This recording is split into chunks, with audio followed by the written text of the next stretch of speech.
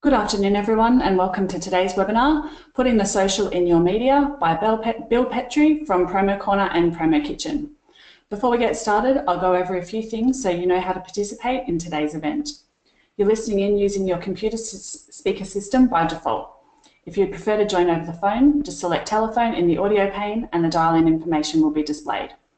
You'll have the opportunity to submit questions to Bill by typing them into the questions pane on the control panel. You may send your questions in at any time and we'll collect these and answer them during the Q&A session at the end.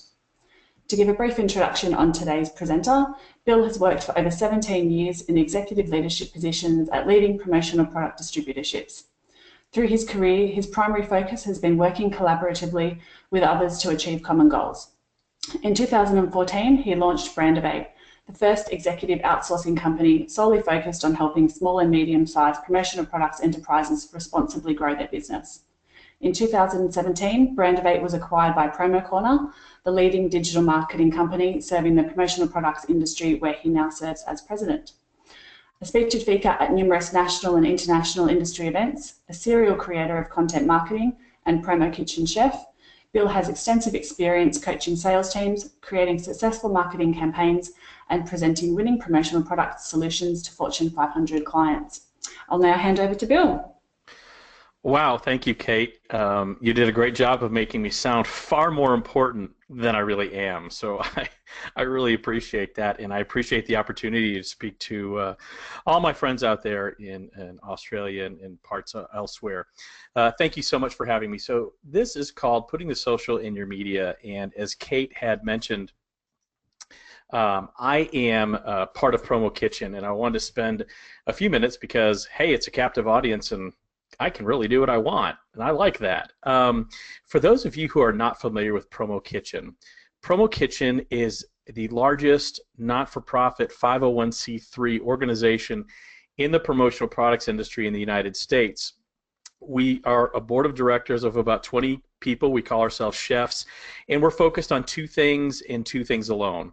One is mentorship. We have a very robust mentor program to help people who are new to the promotional products industry. We pair them up with mentors. In 2016, we had 74, I believe, successful pairings of mentors and mentees. It's a 6-month program, and that's something we're very proud of. The other part that we focus on is education, and so this is a PromoKitchen education session. It's a session I have given at PPAI Expo with one of my partners in crime that you may or may not know, Kirby Hoffman. Kirby's not on this, so I get to say what I want about him as well. But if you would like to get involved in PromoKitchen, and we do have international reach, please visit us. The website's right there on the screen, promokitchen.org. We'd love to help have you get involved either as a mentor, or if you need to be mentored, we'd love to pair you up. So there's my little spiel about PromoKitchen. So why are you here today, or at least I hope one of the reasons you're here today is that you hopefully have all realized that in today's day and age, you are a media company, whether you like it or not. Every single one of us, whether we work on our own or we work as part of a larger organization, we produce media, we deliver media, we measure media, we consume media, we digest media, and we react to it. And in today's society, that's a very important thing to really understand, that each one of us is truly a media company.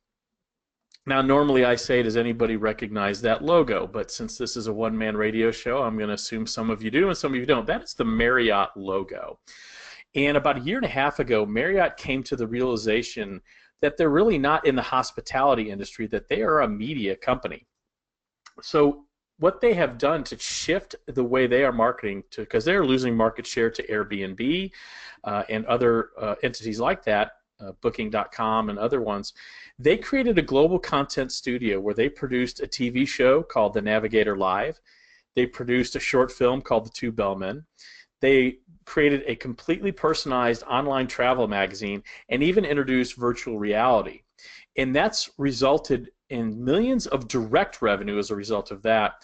But it's also what they've realized, they've turned storytellers into marketers. Whereas the thought in the past has been, we're going to use marketers to tell our stories. They're turning storytellers into marketers. And as we continue to try to increase our own market share in our own areas of interest, which is selling more promotional products, we need to be those storytellers that we're turning into marketers. So what does a media company do? Well, as I said, a media company tells stories. Every single one of us is in the storytelling business. I'm a huge believer, people don't buy bullet points, they buy stories.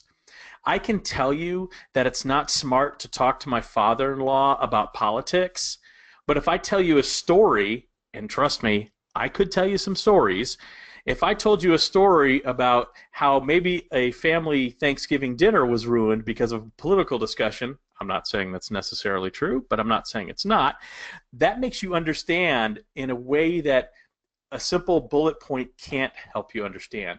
So stories are really what people buy. They don't buy bullet points, they buy stories. Seth Godin is one of my favorite marketing people, and I'm sure all of you are familiar with him, or most of you. He is a master marketer, and this is one of my favorite quotes of his. Marketing is no longer about the stuff you make, but about the stories you can tell. And I think that says a lot to where we are today. So I want to go through a couple of things to really highlight what I'm talking about here. The first is content. Why should any of us create content? This is where I would normally ask people in the crowd when I'm doing this live, why would we create content? Well, again, content equals stories. I can give you a bullet-pointed list of why it's important to be a member of Amazon Prime, so you can get free 2-day shipping, and you can have access to all sorts of products and ease of return. But if I tell you a story about how it made my life easier because I was able to return something and I got refunded on my credit card quicker than I normally would have, that makes you understand in a way that bullet points can't. So content are the stories that you're asked to tell. People want to hear stories. The second, we are truly in a give-first economy. What do I mean by that? We are no longer in a ask economy where we want to take. If any of you are fans of a gentleman by the name of Gary Vaynerchuk, or Gary V as he is known, he wrote a book called Jab, Jab, Jab, Punch. And the philosophy behind that is you give, you give, you give, and then you ask. And I'll give some examples of this a little bit later in the webinar, but you have to give in order to get. All of us want to share the value we are creating for our clients. In fact, I would imagine every single one of you say some variation of, I want to add value to the transaction to your clients on any given day. But the story is how you explain your value and how you share that value, and ensuring that your audience understands the value you're providing by defining it. One of my pet peeves when I am coaching sales teams is when they say exactly what I said before. They say, I want to add value to what you do. I don't know what that means. If it's not defined, I don't know what value means, because basically the question is, value of what? Are you giving me a value of creativity? Are you giving me a value of price? Are you giving me value on delivery? We have to understand and explain what that value is so our audience understands what that is. So Kirby and I, as we developed this session, we developed something called C4 content, because I know a lot of people are very scared of content marketing. I don't want to write a blog. I don't want to I don't want to record podcasts. I don't want to create content. But it's not as hard as you think. So the way Kirby and I look at content is, content, first of all, has to be creative. Your content there's a lot of content out there, and it's growing by the day. But there's still a lot of space out there, but you have to be creative in the content you provide. If it's not, people will simply tune out. Second, it has to be consumable, right? I think the actual statistic is the average attention span of a human being is less than that of a goldfish, which is like 8 seconds. And that's an actual statistic, as bizarre as that sounds. And I have no idea who measures that, because that seems just weird. But that is the average attention span. You have to get people's attention and give them something consumable. Whether it's a blog post that's 500 words or a podcast that's 15 or 20 minutes or 25 minutes, you have to give people things in the amount that they can consume. It's got to be consistent, and this is probably the one I subscribe to the most. You have to be consistent. I can't count high enough how many blogs die because people write 3, 4, 5, 6 blog posts and then they just let it fade away.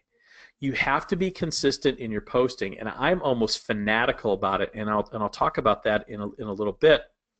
You have to be consistent though, so people know not only where to look for your content, but when to look for your content. And the last one, you have to have the courage to do it. It takes some courage to put yourself out there. And that's kind of a scary thing. I always make the analogy, when I started writing my blog, and I'll share about that a little bit later, I decided to be very honest, exactly what I thought, and at some points it felt like I was standing somewhat almost professionally and emotionally naked in front of everybody who was reading it. And that's a scary place to be, but you have to have the courage to put yourself out there. And that's a big one. That's why it's in red. So have the courage to consistently create consumable content. And I'll say that again. Have the courage to consistently create consumable content. And this can be targeted right to your clients. They want to understand why they would buy from you and what it's in it for them, and you can share that. So where do you find content? That's one of the things I hear a lot. Where do I find content? Where do you get all your ideas? Trust me, I'm not all that creative, and neither is Kirby, but I'll tell you, content is everywhere. I am a parent of 14-year-old redheaded twin boys, and if you don't think I can come up with a blog post just about every day, and it's summer vacation here, they've been out of school for 6 weeks and they've got 6 weeks to go, and I work from home. So if you don't think I can come up with content and relate that to business on a daily basis, you're nuts. And all of us do this. Every single thing you see, every experience you have can become content. But that's not to say that the struggle isn't real. The struggle is real. There are times where I am tapped out and I have no idea what I should be writing about, how I'm going to present something. So it's something you really have to work for, because there are times where I am very creative and I feel I can write 5 or 6 blog posts in a week. And then there's weeks where I have a deadline because, like I said, I believe wholeheartedly in consistency. I have a deadline and I've got to get something done. So that struggle is real. So what about the good and the bad? So we've all seen good content and we've all probably seen bad content, and there's some pretty easy rules on this. Good content continually gives. You give people things. You give people sales tips. You give people ideas that will help them enrich their personal lives or their professional lives or help them sell more. Bad content always asks. It's always selling something. Here's a hot new product. Wouldn't you like this? When was the last time you bought a promotional product? Bad content is always asking for something. Good content is continually giving something. Good content's always dependable. It's that consistency I spoke about earlier. Whereas bad content, you never know when and where it's going to show up, and that's very frustrating to your target audience. Good content is original. Bad content, it can be very derivative, and I think we've seen where people who can rehash the same thought over and over and over again. That's not great content. Good content's always relevant. Bad content is rarely topical. Good content is always focused on the audience. It's back to that first point of continually giving. It's focused on the audience, whereas bad content is generally self-centered. It's about me, me, me. I think this is the most important one. Good content is authentic. I know at least one person who said he was going to be on this call, Robert Williams, and I've known Robert a couple years, and I would tell you, and I would say this with full confidence, that when he reads a blog post that I've written, or listening to me speak, which he has, or listening to this webinar, I am the same person. I am 100% me. Or if we're having coffee, which we did at PPAI Expo in Las Vegas earlier this year, I am 100% me. Love me, like me, or hate me, I'm me. I am 100% me, and that's a very critical component of all this. Whereas bad content, it's almost like someone's putting on a mask or putting on a show, and you never know really what you're going to get. So when you're looking at content, focus on the good content, not the bad. So here's where I want you to do just one thing, either now, because look, I've been on webinars too. I sometimes half listen, I'm checking email, and maybe I'm eating lunch. But here's what I'd love you to do. There's a hashtag at the bottom here, Social in Media APPA. I'd love you each to create some sort of content either before or either during the webinar or sometime this afternoon, because I think it's approaching 12:30, where Kate's at least. I know there's probably 8 time zones over there. But I'd love you to create something and on Twitter and what you learned, something you learned in this webinar today, or maybe something you thought was terrible in this webinar. That's okay too. But I'd love you to create some content one time. So with that hashtag, Social in Media APPA. One of the things I get asked about is, how do I get my content to go viral? I want my content to go viral. We've seen all sorts of YouTube videos and other things go viral, and there's really no rhyme or reason to it. And so the way I view it, things go viral because 1,000 other things didn't go viral. There is no rhyme or reason to it. There are blog posts I have written that I thought were outstanding. I walked away from it feeling that is going to strike a nerve, that is going to engage people, and it posts, and I hear crickets. And there's other times where I've maybe taken 15 minutes to write a blog post, and I don't feel it's my best work, and that's the one that 500, 800, 1,000 people read. So there's really no rhyme or reason to it. That's why you have to be consistent at continuing to do it. So one more time I want to touch on the C4 content. It has to be creative, it has to be consumable, it has to be consistent, and you have to have the courage to do it. And I think that's the most important one. First of all, having the courage, and then that consistency. So let's talk about the types of media. The first is business blogging. Why people business blog, and I'll talk about my experience with that here at the next slide, but here's reasons why you should consider blogging for business if you haven't done it before. The first is the reach. You can quite literally reach thousands of people with your message because blogging scales to infinity. It lives forever. You can share it on multiple platforms. The reach is incredible. Second is the knowledge. There is absolutely no better way to showcase your subject matter expertise. And every single one of you has subject matter expertise. I guarantee you that you know more than your clients about promotional products. That makes you a subject matter expert. And potential clients can know all about your work before they ever really connect with you in person or in a business environment. You can share that knowledge, and that's important. The voice. Consistent business blogging absolutely gives you a voice, especially if you stick with it long enough to build a large readership. How long does it take? I get that question all the time. How long does it take? It basically, my answer is, it takes about 3 days longer than the typical blogger will invest before he or she gives up. You just have to keep doing it, and I'll go through some statistics here in just a moment. Oops. Number 4 is the perspective. Business blogging teaches you to look at things from more than just your perspective. When you're writing for an audience, you need to know what their world looks like through their eyes, and this allows you to see their problems from their point of view. And as human beings, that's a very challenging thing for us to do, but if we can do that, if you can tap into that and look at your audience's problems from their perspective, that's a priceless perspective, and it really will allow you to think differently about how you approach your clients. The creative. Blogging provides an excellent creative outlet and helps you grow as a person. It's been the single most powerful professional development tool I've ever used, period. Absolutely, bar none. Best thing professionally I've ever done. And last on this is the curiosity. Consistent, regular blogging ensures you remain wildly curious, because you have to look for content. You have to have your eyes open all the time. It forces you to question how things work, why people do what they do, and most importantly, it allows you to question your own opinions. And that's an important thing. It allows you to question your own opinions to ensure that they stand up to scrutiny and it's worthy of your readers. So a case history, as Kate mentioned in the opening, I used to own a company called Brandivate. I started it in 2014.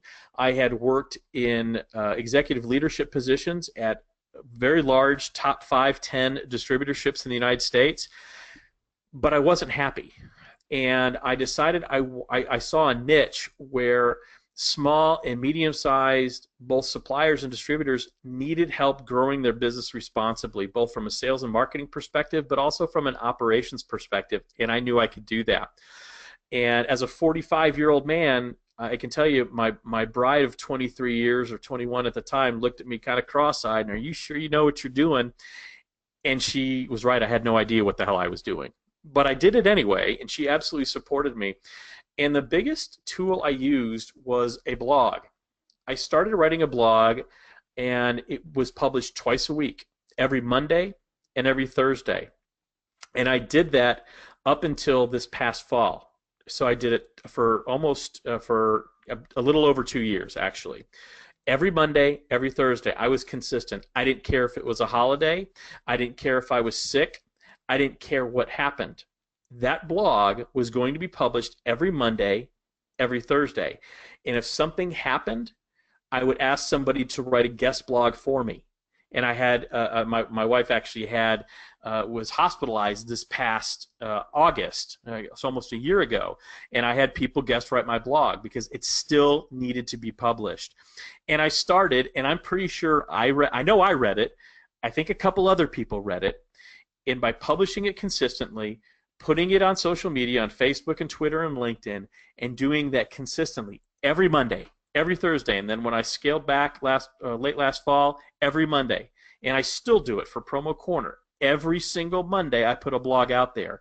My readership now, or when I sold my company to PromoCorner, was on average 1,500 readers every week. 1,500 readers every week. And that type of reach is priceless, because I was engaging people at a rate I never thought they could.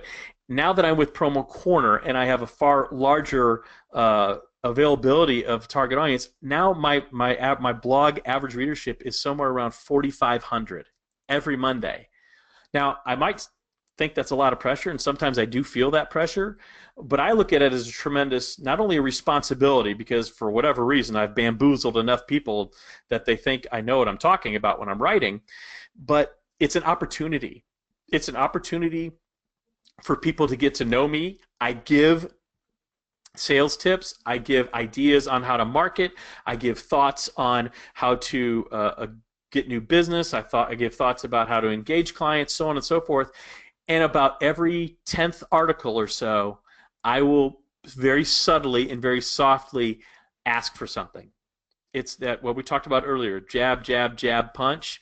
Mine's more like jab, jab, jab, jab, jab, jab, jab, punch. That's just my way of selling. That's just me.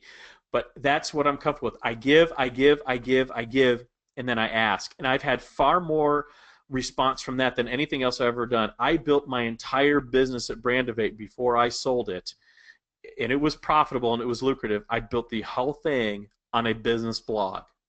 Best thing I've ever done, bar none. So if you're thinking about doing a blog, you're not sure it's going to work, I will tell you, if you stick with it, it absolutely works, no question. What about business video? We're getting more and more video these days, and it's an important thing to talk about. Why would you want to do video? Well, SEO, which is search engine optimization. Video appears in 70% of the top 100 search listings. So according to most SEO authorities, web content that contains video attracts, sorry, I can't talk. It's a little late here in the United States. It attracts 3 times as many inbound links than plain text posts. 3 times as many. It has a wider reach. A recent Facebook study showed that top 10 brand pages found the top 10 brand pages on Facebook, video content is shared 1,200% more than links in text posts combined. Let me say that again.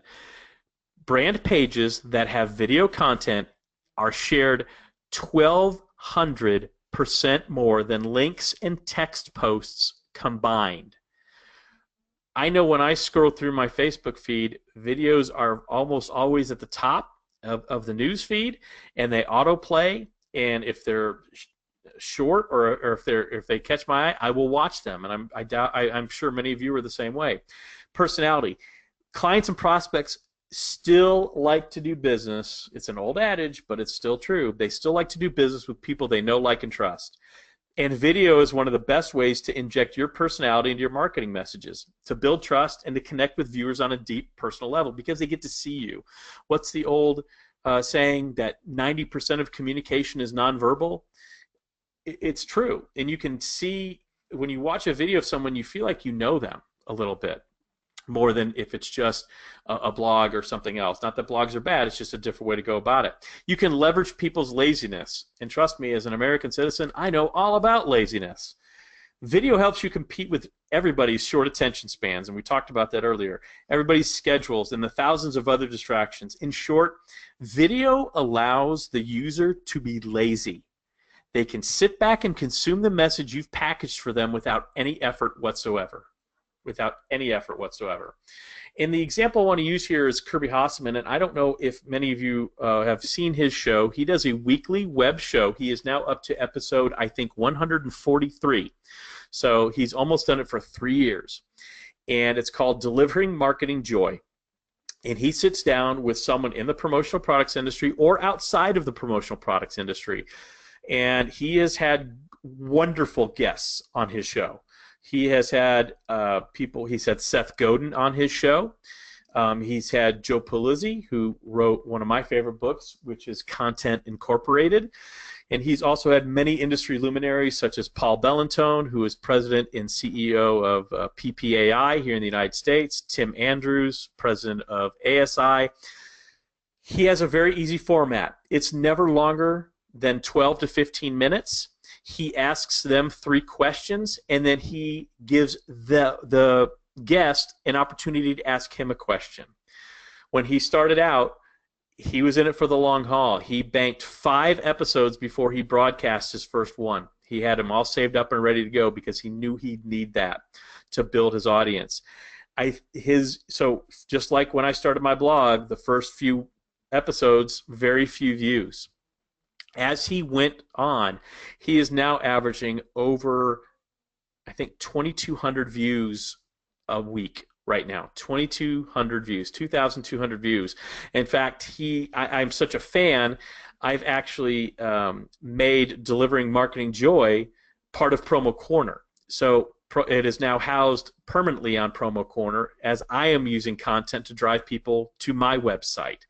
So it has been tremendously successful for Kirby. It's allowed him to really expand his reach. And again, he's not asking for anything here. He is giving people, the term one of my former bosses liked to use was edutainment. It's half education and it's half entertainment. Not that all his guests are great. He's been dumb enough to have me on there 4 times, so take it with a grain of salt. But it's really a tremendously wonderful show, and it's a great way he has leveraged video to really connect with his end buyers. The last one I want to talk about is a podcast, and I'm a big believer in the podcast. The first reason is I love the intimate nature of it. It allows you to talk directly to your audience in your own voice, and it helps you connect with them on a deeper and more personal level. This here is almost like a podcast. I was telling Kate before we started, sometimes webinars are difficult because it feels like a one-man radio show. I don't have an audience to play off of. I don't know if anybody's sleeping, checking emails, looking at Facebook. I don't think about that. I just think I have to give the best possible performance, for lack of a better term, the best one I can do. And so I look at this as a way to connect with people. I mean, it's a wonderful thing, technology. You guys are all halfway around the world. I'm sitting in my house in Nashville, Tennessee. It's a wonderful thing that I'm able to connect with you, and I look at the podcast as the same way. The playground, you almost have it to yourself. There are very, very few people doing podcasts in our industry. I don't know if there are in your area of the world, but I know here in the United States there's not. Despite the benefits and relative ease and low cost of podcasting, few people are actually doing it. So you can do podcasts. It's including it into your content marketing strategy can give you the leverage that helps you stay ahead of your competitors, because you can be one of the first people that have a podcast. The possibilities are endless. If you think podcasts are for one-way communication, you're absolutely mistaken, because you can share your ideas with your audience in so many different ways with podcasts. You can review products and services. You can invite an expert or a thought leader to be a guest on your quote-unquote show. You can interview experts or even your end-user consumers. Podcasting is such a great way to put forth the views of people in your audience that of the people your audience is most likely to trust. Experts and their peers. The possibilities really are endless. The distribution is so easy. The most common thing to do is to broadcast your podcast on your website or blog. You can spread the reach through a global audience through iTunes or Podcast One and SoundCloud. It's very cost effective to do, and it's in using social media channels to share the podcasts is a very easy way to get those to your listeners. And there's no barrier to entry. People are podcasting about knitting and Star Wars and the fight against manufactured music and everything. People are podcasting from studios, but also from their home offices or garages, wherever. Some even podcast drunk. I would recommend that. But podcasting software is inexpensive, and the barrier to entry is low. I mean, anybody can do it. I have a $50 US dollar microphone that I use on a podcast I do with Kirby that I'm going to talk about in a second, just to give you an idea of why we do that. And I use a service called Cast that is $10 a month to record on. It's in the cloud. It mixes it, and then we put it on SoundCloud, and it's about $100 a year. So my out-of-pocket investment for a year of podcasting is about $220 tops. And don't worry if you don't have a super tight script. I think people enjoy the conversational and less rigid podcast. Just be you and tell your story. And so I'll talk about the podcast I do with Kirby Hoffman, and I don't know if any of you have ever heard it or not. Kirby and I, actually, we just recorded yesterday episode number 55. We do it every week. We started it a little over a year ago. And the reason we started doing it is Kirby and I would talk all the time, and we decided our conversations are kind of fun. And we decided what if we recorded our conversations? So we have a format where I do zero preparation for this podcast. Same with Kirby. All I have are some topics I want to discuss that are top of mind, usually around branding, marketing, and promotional products, and maybe something fun. Kirby will have the same. I never know what Kirby is going to bring up. He never knows what I'm going to bring up. That's why we call it Unscripted. And it has become something that it gives me it's one of the greatest joys I have in creating content right now. A, because it's easy to do. B, I have a blast with Kirby. We have great interaction together. And C, the amount of feedback we've gotten from the industry has been nothing short of phenomenal. Like I said, we are at episode number 55. Our average listenership at first was about 50, 60 people. Now we're right at about 1,800, maybe 1,500, 1,800 a week, just depending on the week. And the best thing about it, I've been able to monetize it. I have sold a sponsorship to Unscripted. So now Kirby and I are paid to be dimwits on a podcast. And we'll bring up controversial topics. Sometimes we agree with each other. Sometimes we don't. It's completely unscripted. We swear if we want to. We will say exactly what's on our mind. And that type of authenticity, and I spoke about that earlier, that type of authenticity has really resonated with people. And again, it's something that we put out there, and our audience is promotional products professionals. We talk about the industry. There's no reason that any of you couldn't create a podcast either alone or with a business partner or someone else that's targeted at end users about the value of promotional products and what's trending and what did you see at the last show. Again, it's providing content in a consumable way where people are. I always say you have to go where the people are. I'm 47 years old, and I can't stand when people in the industry, and usually older than me, complain about millennials. And I have a couple comments to that. Number one, bad news, millennials aren't going anywhere. Number two, double bad news, Generation Z is right behind them and is going to eat your lunch. But beyond that, the usual complaint is I feel uncomfortable texting my clients or texting millennials, or they communicate weird. It is not a millennial's responsibility to ignore 20 years or all the technology they've grown up with so that you're comfortable communicating with them. My kids are on Snapchat. If I want them to come to dinner, I get on Snapchat and I send them a picture of me with some sort of scrunchy, angry face and say, get to dinner. I would like to engage them in other ways, but that's where they live right now. Your clients, your end users are living in podcasts. Podcasts are one of the most dynamic and successful ways to get in touch with your clients. So what about social media? How about sharing content?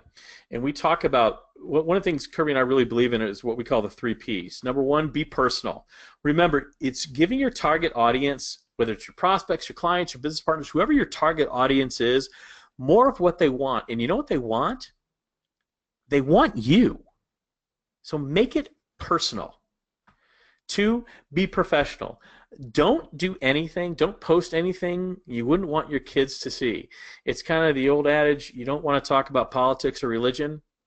Don't talk about politics and religion. I can tell you in the United States, really don't talk about politics. The 3rd P is be positive. There are a few things that turn an audience off faster than consistent negativity, and we all know those people. We all have those friends on Facebook who only seem to be able to bitch and moan about everything, and you almost roll your eyes the second you see their name because you know it's going to be something negative. Be positive. So be personal, be professional, and be positive. So quick rapid fire on social media platforms. I tend to gravitate towards, for sharing content, Facebook, Twitter, and LinkedIn. Kirby absolutely subscribes more to YouTube, obviously because of delivering marketing joy. Neither one of us have leveraged Snapchat for professional content sharing. We do a little. Both of us do a little bit on Instagram. I'm sorry, but we both use commonsku. And I don't know if there's any commonsku customers on the call. I think Robert is, but we use commonsku in their news feed as well. So it's important to hit people where they're at, but also make sure you understand how you're sharing the content. So what are the keys to success as we wrap this up? Number one is make a commitment. Make a commitment to sharing. At the very least, sharing content. That's one of the greatest things, and I really didn't touch on it, and I probably should have. I think Kirby usually does, which is why I didn't, but I'm glad I remembered. You don't necessarily have to create content. I'm a proponent of it. It's been, like I said, the best thing I've ever done professionally. But you can share content. If you find content, whether it's through a local association like APPA, if it's through Promo Kitchen, we have a lot of content there. If it's through PromoCorner, or if it's through PPAI or any number or commonsku, you can share content. You don't have to necessarily be the author. You can share content that is relevant to your target audience. But make a commitment to be consistent. If you're going to develop your own content, it doesn't have to be weekly. Maybe it's monthly. Maybe it's every other week. But be consistent and stick to it. It's important.